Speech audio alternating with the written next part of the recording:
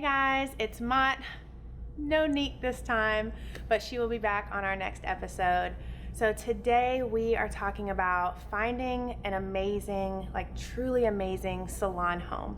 So if this is your first time logging in and watching, my name is Candice Motley. I am the owner of Garnish Extension Studio based here in Raleigh, North Carolina. We are the #1 place to have your extensions done here on the East Coast. We take a lot of pride inside of the services that we offer, and we're just really happy to show up and be able to do what we consider to be our passion for a living. And that's really what kind of brings me to this topic today, finding an amazing salon home. So if you are a stylist or a fellow creative that is watching this video, I want to make sure that I am completely clear inside of the message. It makes a huge difference, what kind of environment that you are in performing your art. I'll tell you a little bit of background on myself. I've been doing hair for 18 years, 12 of which I really considered myself to be a specialist inside of the extension world, but at the same time, I wasn't surrounded by other specialists. I was doing hair in a salon that was it was a mall-based salon, and that was kind of where I got my start. And even though I thought it was an amazing salon, I had really amazing friends that worked there. I was also 23, 24, so you don't know what you don't know sometimes. And one of the things that I started to notice happening was that I wasn't in a growth-oriented space. So what do I mean by that? When it comes to growth, that's really what we're here to talk about. This is Garnish Your Growth. And one of the things that we really pride ourselves really just about communicating on is growth in all of the areas of opportunity inside of that growth. So I'd say the very first thing, if you're a creative looking for an amazing space, these are things that I really want you to consider. So #1, you want to make sure that you check your environment. How are the other people set up inside of the space? Are you around other growth-minded individuals? Are you around people that are good with evolution and change? Are there ethics inside of the space? Do you feel like you have a very honest and also very transparent kind of vibe inside of that space? Is the owner or leader in that space growth-minded as well? These are all things that you really should be asking whenever you go and do your onboarding, or if you have an interview set up, if you're just kind of scoping out the scene and you walk in and you don't even let them know that you're looking for an opportunity. Just really check in and see how the environment feels.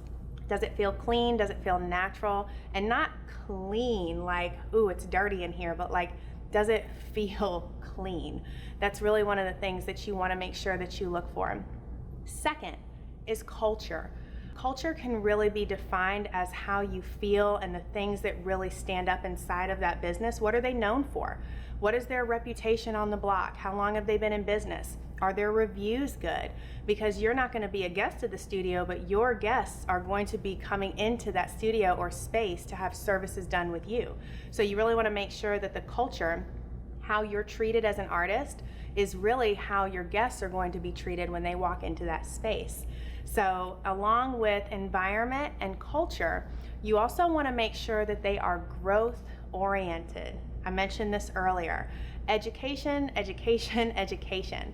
I feel like as creatives, sometimes we get into a little bit of a rut. We are a different breed of people, I believe, and if we are not constantly stimulated, if there's not something being poured in, sometimes we can become very stagnant. So if you notice that you're in a rut, if you notice that you're just not excited about something that you used to be on fire about, really check in with your education. Education produces two different things inside of a creative's mind. It produces a lot of vision. When you learn something, you can't unlearn it. Once you learn it, you feel empowered, you feel like you've taken a step into the right direction. It helps create a different vision, and it helps create a path for you to kind of go down. And the second thing I feel like education does is it just makes you better. The feeling is actually backed up with a technical skill set that you can actually bring home with you to create more beautiful and abundant work. So along with that, the fourth thing I would say is to make sure that you have, I don't want to call it a business plan, but you actually have the ability to set yourself up with a 10-year plan. You want to make sure that you have a level of organization inside of your thought process so that you're not just going day by day by day. You want to make sure that inside of your salon home and your space, there's an avenue for growth when it comes to change, and also when it comes to just like rising through the ranks. If you start as a stylist here, but there's no areas of opportunity for you to grow and excel and to rise and to create more and to charge more and to do different things inside of the space, I almost feel like you might burn out. Those are things that I look for inside of people that I'm hiring, and I am completely and utterly blown away when I sit somebody down for an interview and they begin to interview me.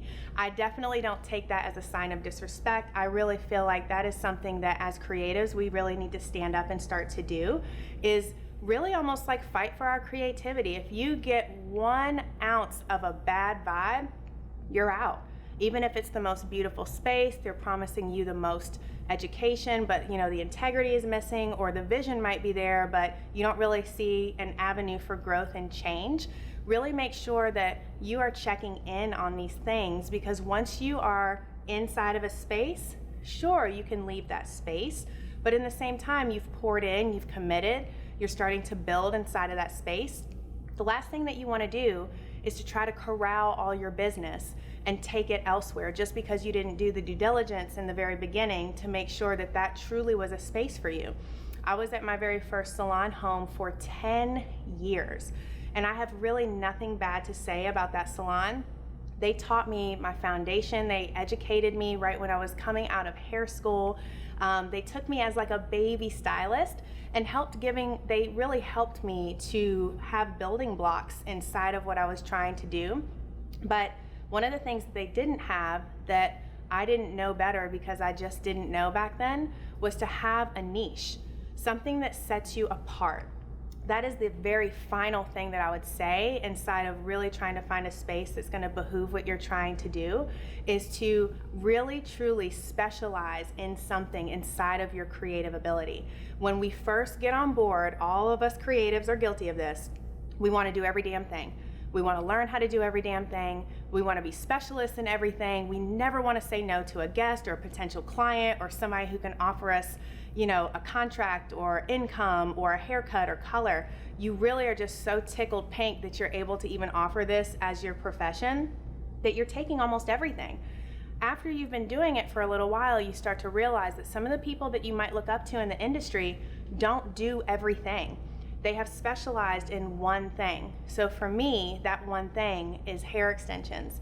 I have completely transitioned my entire business, my mindset, my clientele, the way I operate my business, my level of organization. Every single thing has had to kind of pivot on its axis to make sure that that's what I'm able to deliver. There's a lot of blood, sweat, and tears that have gone into me transitioning my space into a space that solely 100% works within the extension space. So every single woman that comes into my salon can expect a level of greatness and can also expect a true expert. I'm a firm believer that if you're putting your hands inside of something every day, every single piece of your education is surrounding this. You think about it, you're engulfed in it, that's all you work with day in and day out. It produces a level of expertise that you will not be able to get if you are jumping around from service to service to service.